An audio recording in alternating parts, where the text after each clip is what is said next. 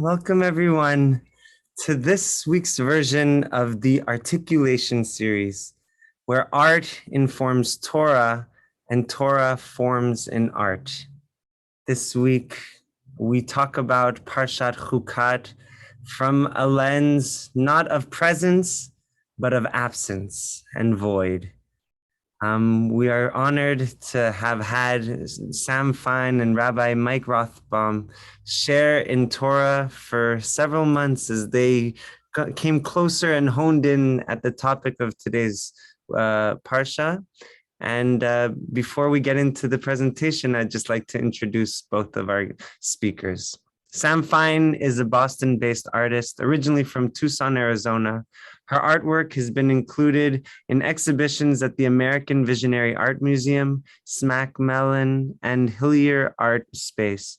Fein has participated in artist residencies at Vermont Studio Center, Mass MoCA, and James Rosenquist Air at North Dakota State University. Fein received her BA from Sarah Lawrence College and MFA from the Maryland Institute College of Art. Prior to attending graduate school, she spent a year as a Fulbright scholar in the Philippines. Rabbi Mike Rothbaum is the former spiritual leader of Congregation Beit Elohim in Acton, Massachusetts. He serves on the advisory board of the Jewish Alliance of Law and Social Action and the New England Jewish Labor Committee, and is a member of TRUA, the Rabbinic Call for Human Rights.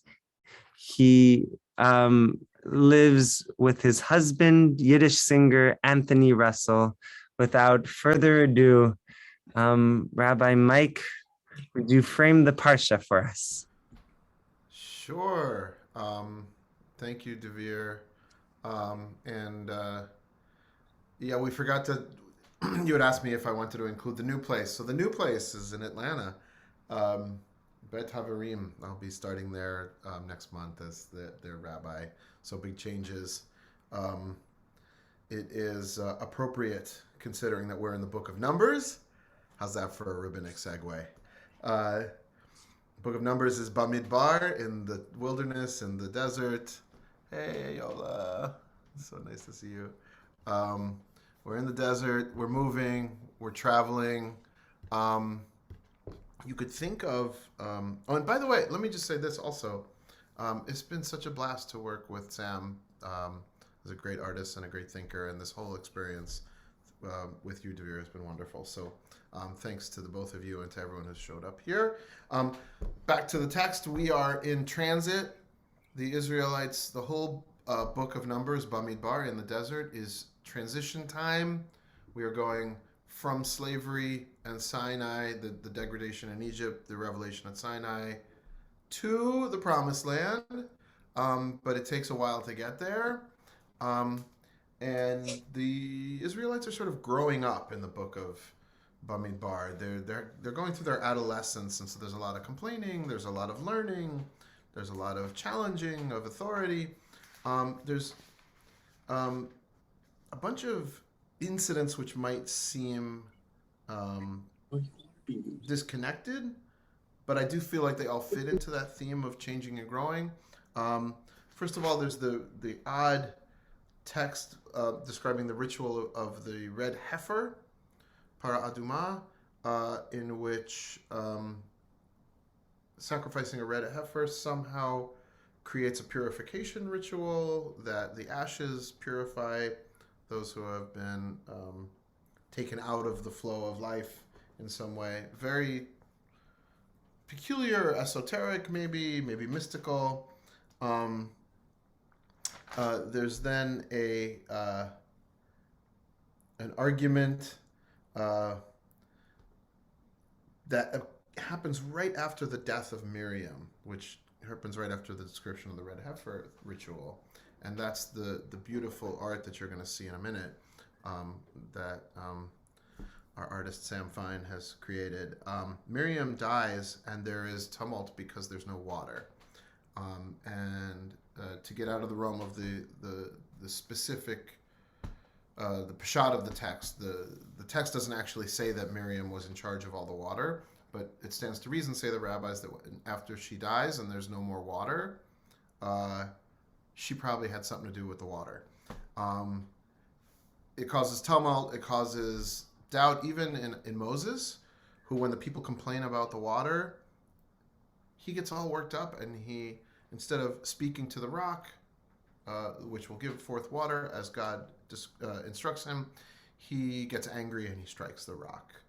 Water does come out, but we know, maybe you know, that keeps him from going into the promised land. That God gives him his gold watch and says, "Okay, you're retiring. You're gonna be done. You hit the rock. You screamed, not so good." Some of us have, we feel a way about the fact that keeps Moses out of the promised land, but we'll talk more about that later. There's another issue where they're attacked by serpents, and Moses figures out a way to protect people by looking at the creation of a serpent figure. And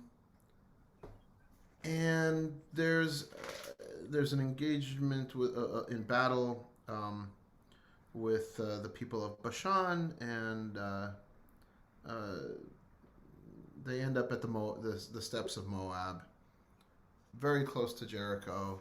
And so you see, like I said, there's a little bit of a jumble of all these different experiences, but the theme of challenging authority, of who's in charge, of who provides sustenance, who is taking care of the community, do we take care of ourselves, do we count on leadership, and what to do in the absence of Miriam, who, again, I don't know if I said this before, is Moses and Aaron's sister, but who seems to have left the community without water.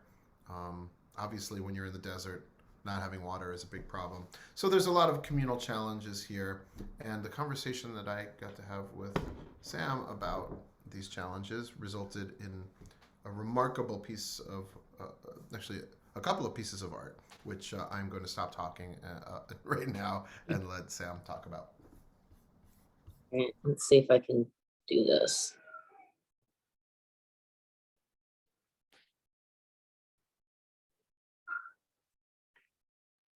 All right, can everyone see my screen? We can. Can people? Yes. Okay. Yeah, so sort of the pieces that I created based on the conversations, I was really focused on Miriam and both her presence and her absence. And so I created these two pieces. They're the same height so that they could be displayed together and in conversation with one another. And the one on the left is depicting Miriam, her presence, and then the one on the right is depicting her absence. So I'll show you in detail a little more the absence. What was striking to me as we were talking was the notion that until Miriam passed away, no one recognized or nobody realized the contributions that she was giving to the community. And it was only in death and once she was gone that suddenly her leadership and her life-giving actions were recognized. And so in depicting that, I sort of thought of a barren landscape and then kind of a gaping void or a hole, which in turn also I thought of could sort of represent like the drying up of a well or of a lake and sort of what remains this cracked earth. And I put in a little couple cacti in there. And the void is also shaped a little bit. I tried to make it look like the female form. So it's a little abstract, but if you see at the top right, that would be the head, and then moving down, you have the chest and the stomach, and then like part of the thighs. And so, yeah, so I wanted something stark that could really represent Miriam's absence. And also, too, it harkens back to the beginning where it talks about her just being buried sort of unceremoniously and then left.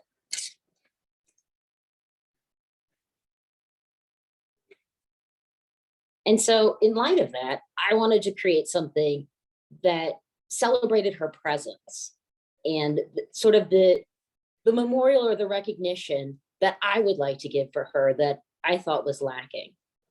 And so this is to memorialize and to honor her in sort of the way that I envisioned her. So I imagine her as a life-giving, nurturing person.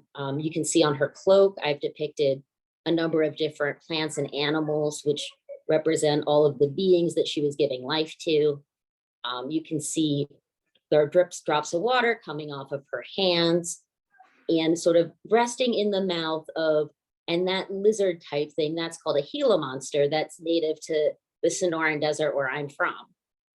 And Gila monsters can go really long periods of time. They store food in their tail, and they also can store things in their bladder. So they can go weeks and sometimes even months without water.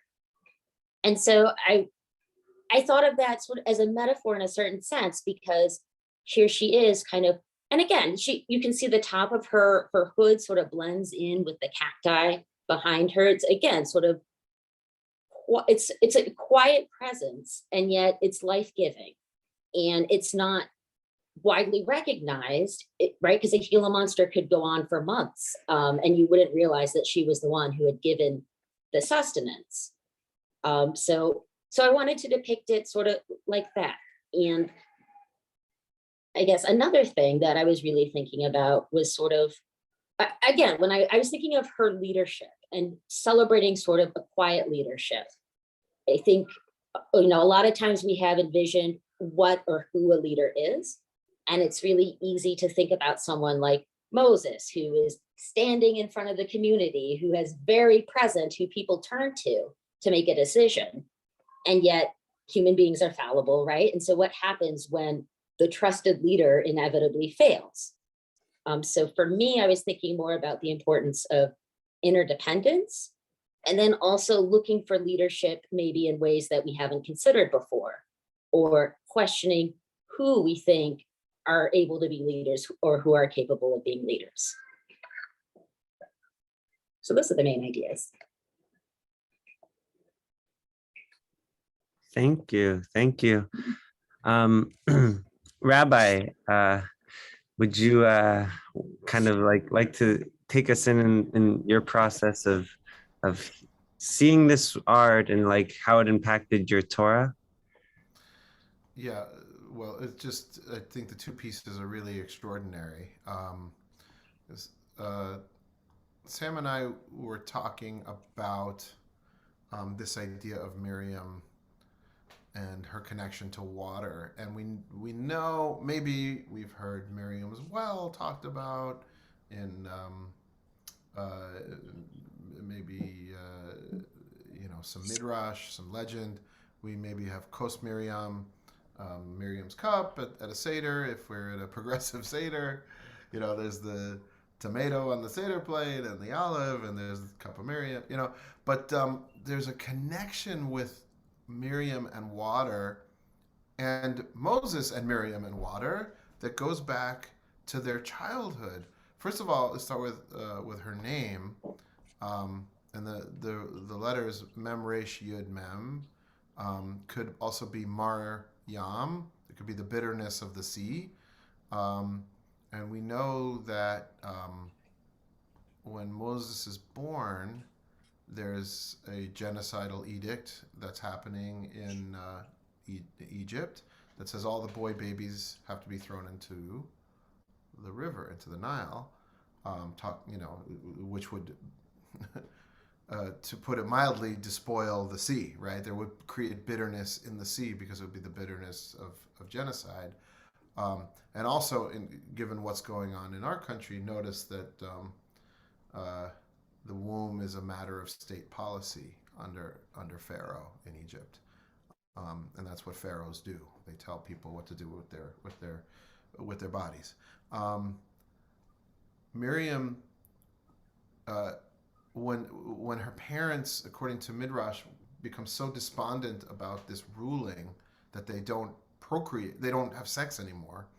Um, Miriam says, the Midrash says, your decree is worse than Pharaoh. If you're not going to have sex anymore, um, you're going to kill the boys and the girls. Pharaoh's decree kills only the boys. Yours kills everybody. And so she, according to the Midrash, according to the legend, she encourages her parents to have sex so they make more kids. And Moses, we know, is her younger brother. When Yocheved, their mom, ultimately puts Moses in the basket in the water, Miriam follows the basket down the river. And so there again, we have this connection with water. And here at the other end of her life, as she dies, there's again this catastrophic moment in which the community is at a loss what to do. She isn't buried in, and this beautiful, just aching representation on the right, she isn't buried with any fanfare, according to the Torah. Joseph says, carry my bones back to the land, and we have the cave of Machpelah where Abraham and Sarah are buried, and they just bury her in Kadesh. They happen to be in the wilderness, like we talked about. And they just bury her, basically on the roadside. And so this void, this just gaping hole here, this woman-shaped absence that Sam you've created is just so moving, especially in relation to what you've created on the left side. I wonder if you could make that larger. Could we see just the Which one? Just the when she's alive, the one where her presence. Yeah. Because it's, I think, I'm struck by, first of all, can I just say she looks really Jewish? I just love how Jewish she looks. And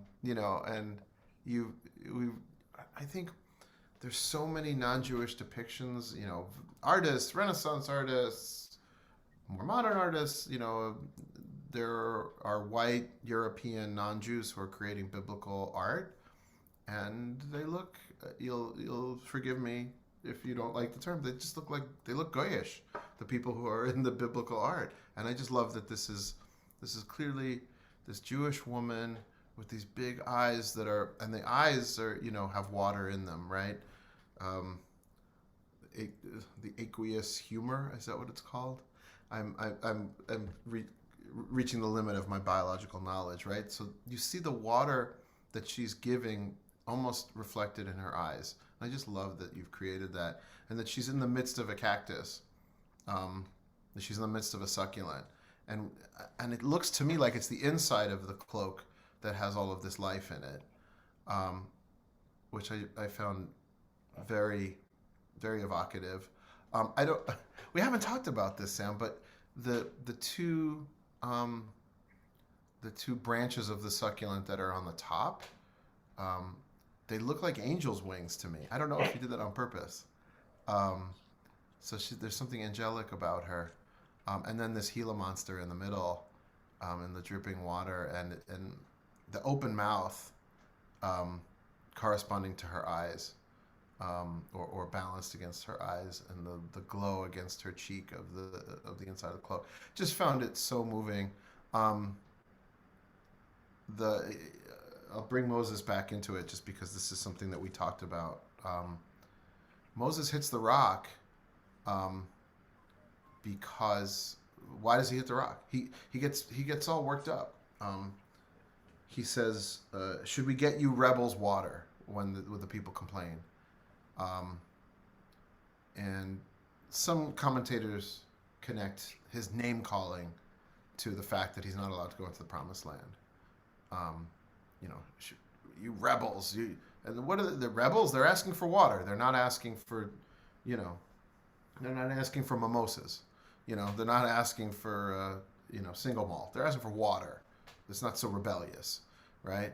But I really, and you and I were both struck with, shall we get you Rebels water? Who's the we? You know, it's been Miriam who's been getting them the water for the most part. Um, and his outburst potentially is connected to the fact that this woman, who was a sister, who he was taking for granted, you know, oh, Miriam's just going to provide the water. Suddenly she's not there, and her wisdom, her skill, her knowledge, her connection to the community is all gone. And it shows how much they had been taking her for granted. This piece that you've created fills in that gap, and it's very moving to me, and I really appreciate, Sam, what you've done here in both of the pieces, um, in showing the loss and the absence and the bounty in her presence. So, Yasher Koach, really beautiful. Thank you. Yeah.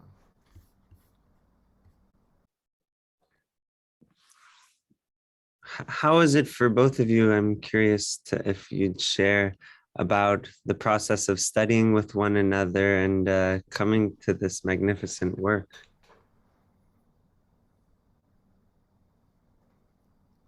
I think we had a really nice, fruitful conversation. I mean, the passage was one I could really connect to. And then once, with our conversation, we sort of parceled out some main ideas. And from there, then those gave me the ideas that I needed to then go in the studio. I sent a couple images of works in progress, but not a ton, right? You sort of you got a little surprise at the end to see the result. Yeah, I mean, it was, right, saw some sketches in the beginning, but really was bowled over by the final product. Um, it was just really, it was powerful to, you know,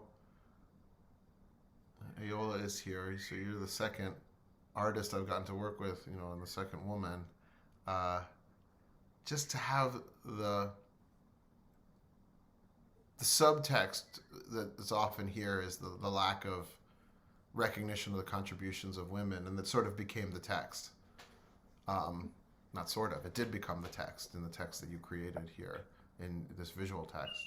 Um, and I don't know, I just was really gratified just to say, like, hey, you know, we've got amazing Jewish women creators and people who have been doing the work, from Miriam to Sam Fein, and you know, men have been taking up a lot of space, and it's about time we step back a little bit. So that just getting to do that with you was really a blessing, um, and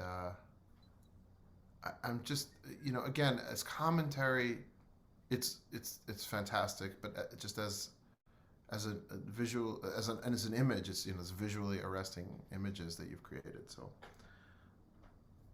I've just been blown away. So I mean, I really wanted to celebrate her and honor her, but also in a way that I thought was authentic to how I imagined her. And at the same time, I mean, something that I think about now is just even historically, even to this present day, how much the labor traditionally done by women has been undervalued in our society, and how, for instance, care work, life-giving work is really not even valued as labor in a lot of instances until it's not there. And again, speaking to sort of a different idea of leadership that perhaps is not so chest out, perhaps it's a little more inward, right? She's shrouded by the cactus, but that is of equal value. It just perhaps takes a little more work to find it. yeah, and particularly Jewish women, um, and I should say, I really should qualify what I said before. She looks like an Ashkenazi Jewish woman, right? There are other ways to look Jewish, so I apologize if I uh, didn't represent the diversity of the Jewish world. But the Ashkenazi Jewish woman has so much baggage laid on her by sometimes non-Jewish culture, sometimes Jewish culture. You know, the overbearing Jewish mother, the nagging Jewish woman, the Jap, the catastrophe stereotype, the Jewish American princess, right? And so many Jewish women I know are what you're saying. They have wisdom. They do labor. They do work that sustains, and in some cases really is the pillar of a community, and is not recognized. And so, having this figure be just right there, just present, looking um, like a leader, but a leader that is, I mean, literally touching nature, right? You've got the center of the piece being this, it reminds me of, is it the Sistine Chapel where it's these two white people who, God touching Adam, right? And they're envisioned as two white men when there's, probably not white, certainly Adam, and, they're, are they even men? Are they gender, they gender queer? Are they gender not, what, right? And I see so I don't know. I don't know if that was in your mind, Sam, but like the touching of Miriam's finger to the Gila Mazda's mouth, it feels like it's got an echo of that touch in that particularly situated art piece in Europe. I mean, it was supposed to be an expression of tenderness, and again, sort of a quiet, life-sustaining force, as opposed to, I don't know, a big water fountain or showing up with water. I don't know, container.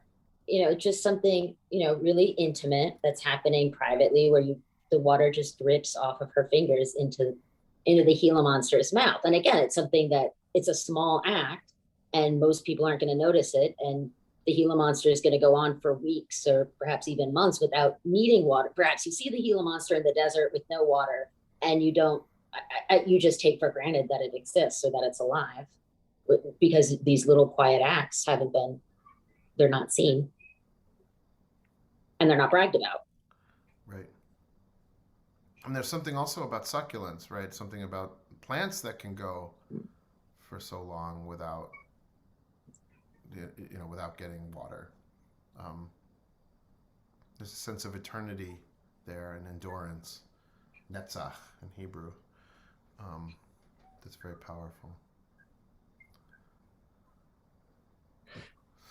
Sam, a lot of your art features desert environments, and it's very fortunate that the name of the book in which the story is contained is the Book of the Wilderness, the Book of Bamidbar. And I'm curious, the symbolism of cacti feature prominently in a lot of your art. What does it mean in this piece in particular? What does it mean in your other works? Are the cacti attacking and Miriam's cloak is protecting from? Please. Yeah, I think it could be both, in terms of part of why I love the saguaros in particular, those are the ones with the arms and sort of these embracing. A lot of times I'll use it as a metaphor for relationships and how there can be, again, I thought of it as somewhat intimate, right? That the cacti is embracing her, perhaps even like, protecting her from the world or from the elements. Although at the same time, they're spiny, they can harm you. So I guess, in some terms of some of my other works, I see it as human relationships, in terms of needing connection or wanting connection at the same time. Again, human beings are fallible, so having to deal with having to, I don't know, embrace amid the spines or amid the pricklers.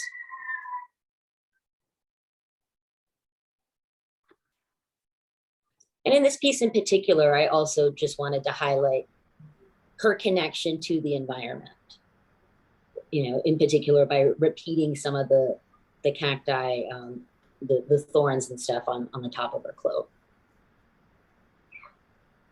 I wonder, is there something about that that's self-protective in her psyche or psycho-spiritual development? Like, does being unappreciated make her have a spiky exterior?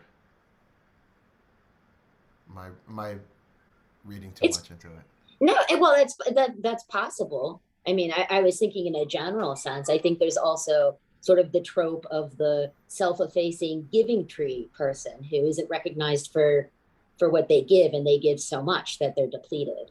Um, Mm. but and I also thought about it more just yeah, as her connection to the environment, which is part of why I included all the animal and plant life. Just thinking again about interdependence and about what this water was sustaining. It wasn't just the community of people; they also had their animals with them. So again, it was a whole, yeah, whole And community. and you've got stars and flowers there. It's almost like there's a representation of the whole ecology, right? Of sky, earth, water, air. It just very moving. And it looks like a flower off of the Yeah. top left. Mhm. Yeah.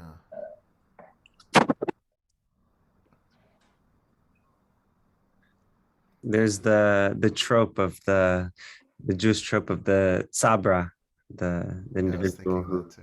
who has such tenderness on the inside, but also has an outer shell that's protective against the harsh environments of the world around them.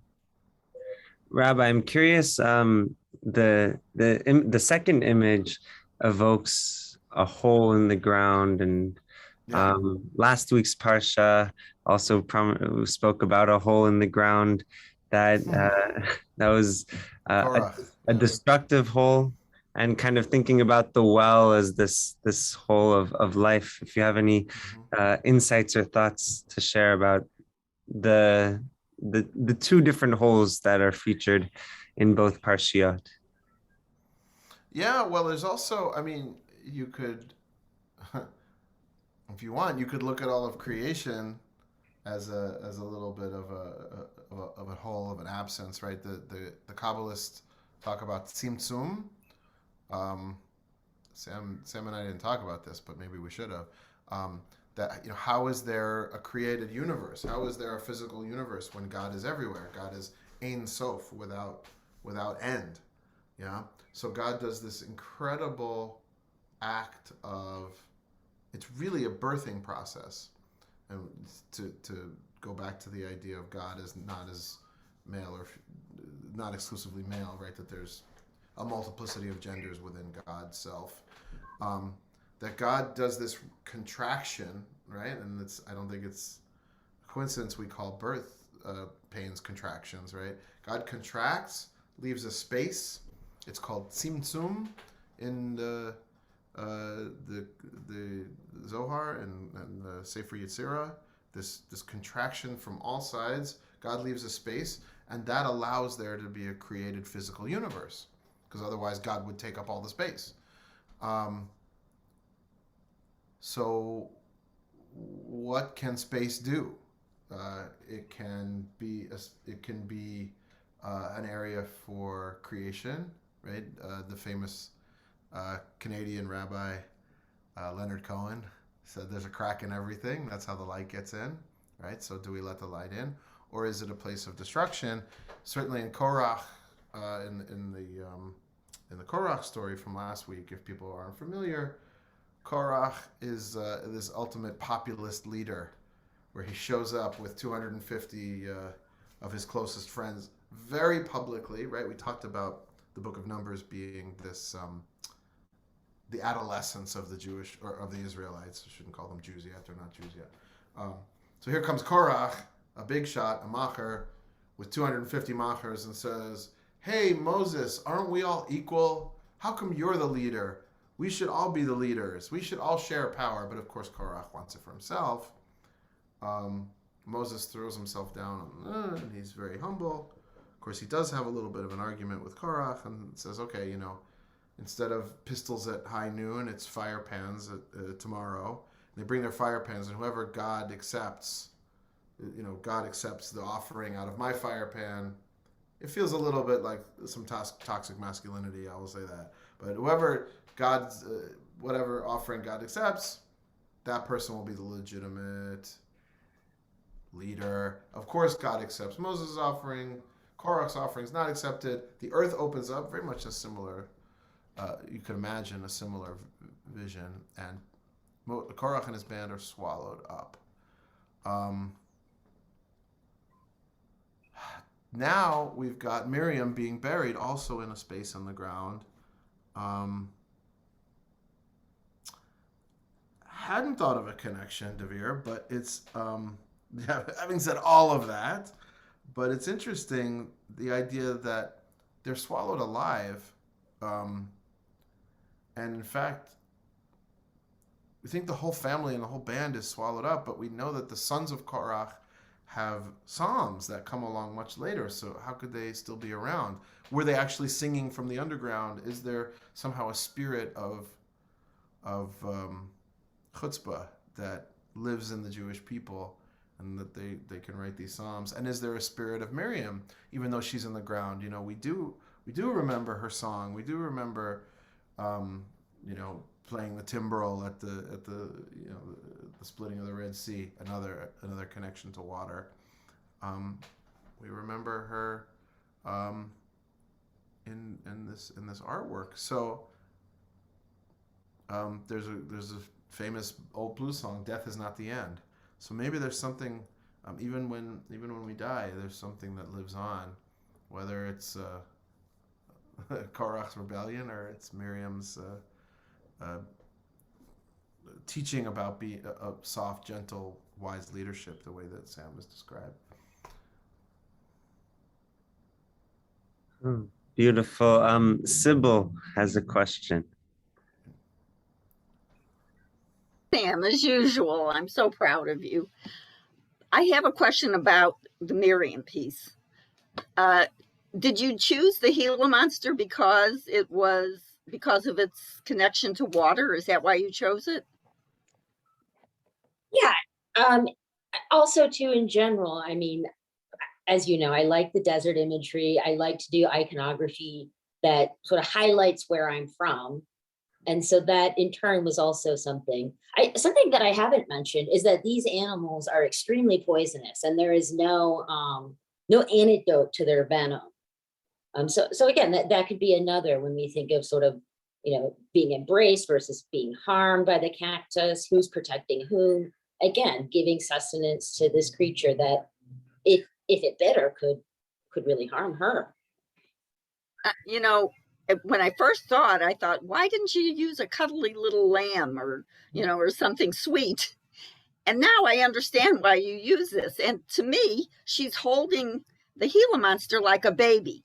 Mm-hmm. And she's, nurturing it, which kind of reflects on me, on how I feel about all animals. My family laughs at me because I think all animals have a soul, even bugs, and therefore I try not to kill anything. I take it outside, and it looks to me like she's holding this Gila monster like a baby, like she's overlooking the fact that it's not the most cuddly animal in the world. It's and it's poisonous, so she's taking care of it as if it were a baby, and that's because it has a soul like all other animals, and that's how I looked at it.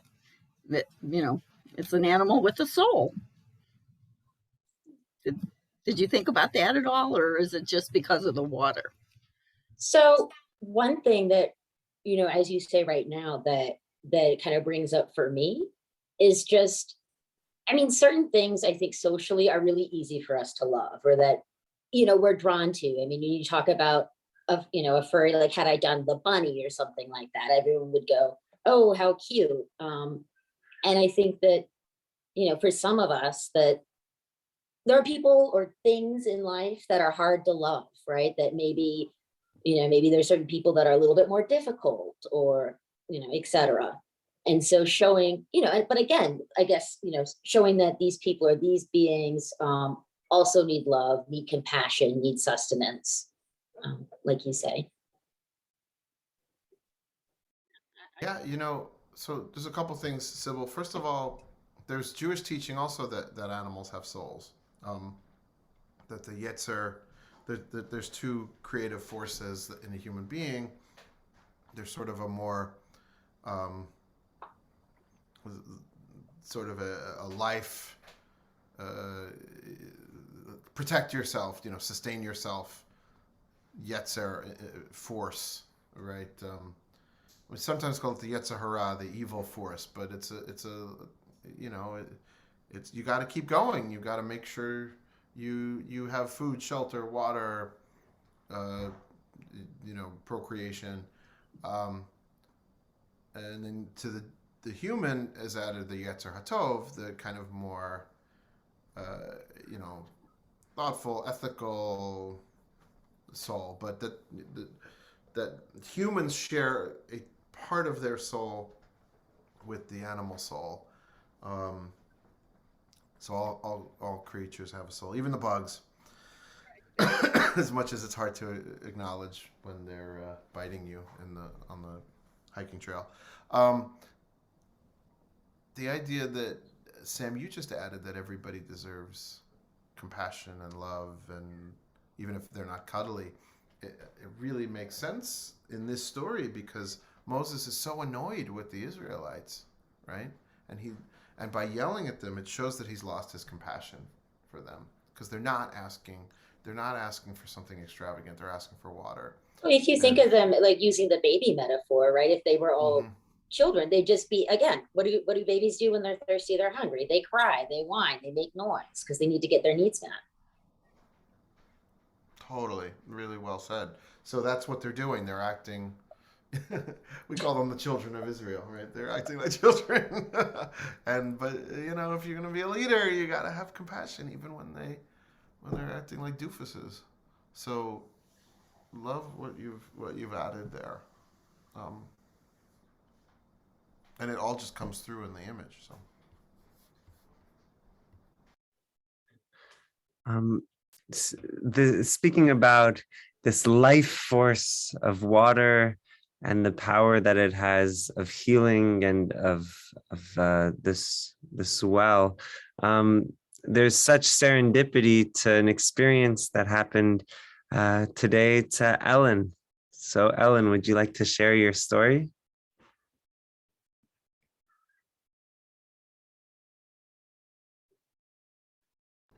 I think you're muted, Ellen.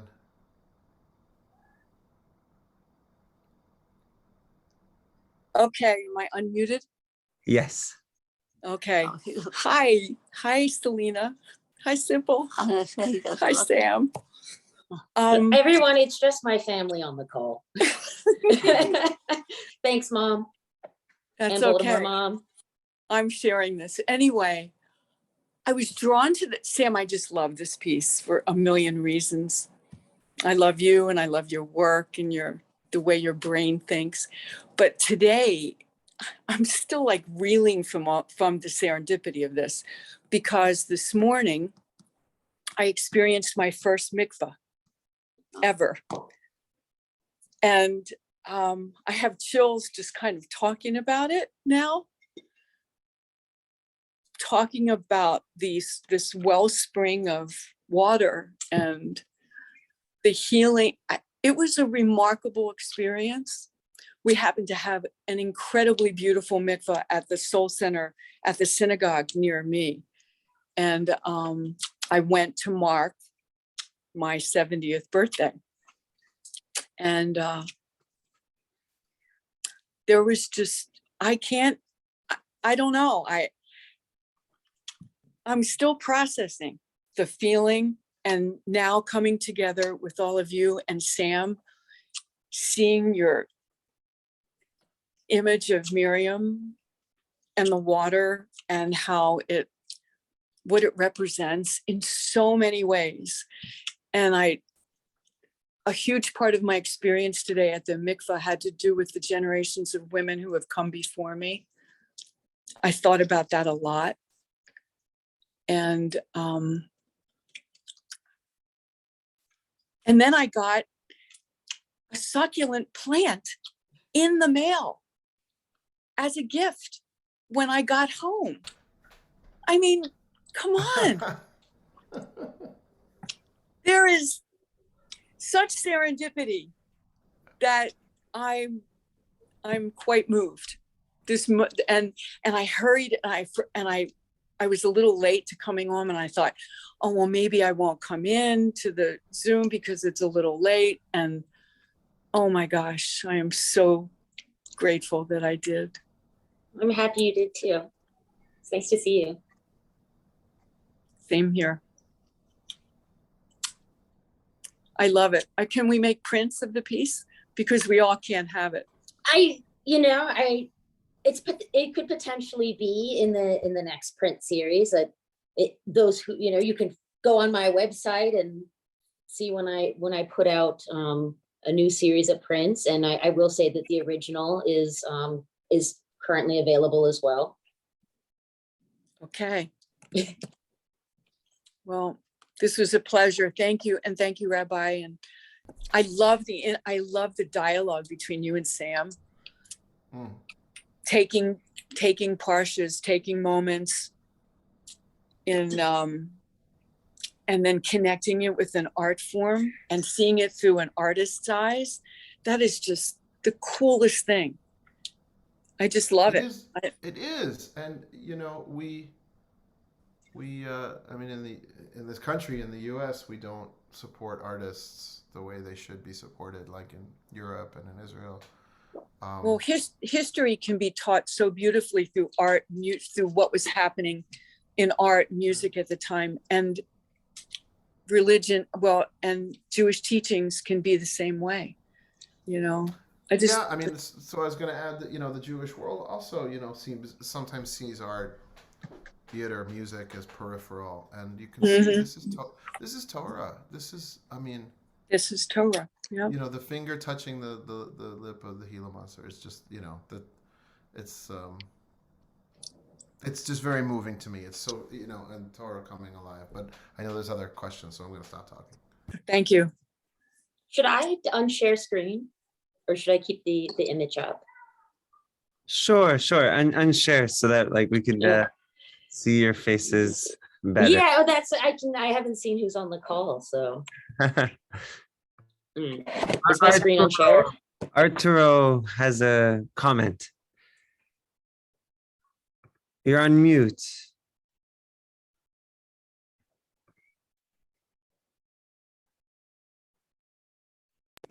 All right, can you hear me now?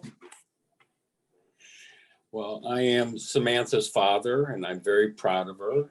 Thanks, Dad. And I want to tell a story that when Sam was bat mitzvahed a few years ago, she got up and she said that she was getting bat mitzvahed, not for herself, but for me, because I really wanted her to be bat mitzvahed. But now I said to her then, and I said that someday, Sam, that bat mitzvah will mean more to you than it has meant to me. And so proud of where you've taken your thoughts of Judaism. And I hope you continue up the same path that you have started for yourself, because I love you very much. Thanks, Daddy. I love you too. But let's tell the full story here. Okay. Okay. So I don't know what, I was nervous or something. So I was like, I don't know if I want to do this. And so I said, Mom, I don't know. And she said, well, you got to talk to your dad about it. And so my dad sits me down and he says, this is your decision, it's your decision, but I just want you to know, since the day you were born, I held you in my arms, and I have thought of this day, and I would be so disappointed if you didn't do this. And she also fails to mention that she was promised a princess phone with her own number. Yeah, but Dad, I gotta tell you, not disappointing you was a much bigger draw than the phone. Yeah, that's true. So you're the Gila monster, Sam. That's Dad is holding you in his arms. He's the Miriam. Gender schmender, like we've been saying. Thank you. That's beautiful. Wow, I feel like I'm witness to this just love fest. It's very, very sweet. Just let it do in the corner. Yeah. Are there any other questions or comments from the community here? Anything that moved people that anyone would like to bring forth?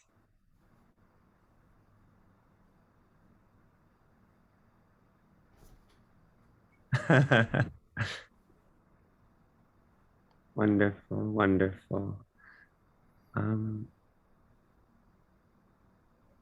Yeah. So it's so beautiful that there are creatures that can hold on for weeks or a month at a time without water. But as your images so beautifully showed, without water, there's no life. And Miriam in the first image, she's not only holding up human beings, but like all of creatures, all of nature, it all is sustained through this life force of water. And in if but one blink of an eye, we don't have that resource. All is lost. And the real power and impact of this piece is just how connected and interconnected we all are. That through nurturing, through lifting the children of our community, that's where really we're able to grow and elevate as a society. It's not through kind of pushing forward, and if we don't have technology or we don't have like a progressing society that's moving through the wilderness and void that we're all wandering through, those things are just bonus or on top of, but human sustenance and nurturing, that compassion that Miriam exhibited in the desert, that's what really moves a society. And so through to quote Rabbi Mike Rothbaum's Dvar Torah, all wherever we look in social justice circles, there are Jewish women who are leading the pack and who are always present there. We have our Miriam today to look forward to. And yeah, are there purple spots? I guess the blues and the purples, all of these colors move us. And yeah, we can move from a grayscale into full color that's brought out through the water. Thank you everyone for being here at this articulation. It's been so moving, and I feel honored just to be present for all of these warm, this love fest that we've been present for. Have a beautiful Shabbat, everyone. Take care. Thank you everyone for coming. And thank you especially to Devere and Rabbi Mike. Thank you for their creation, and good Shabbos, everyone.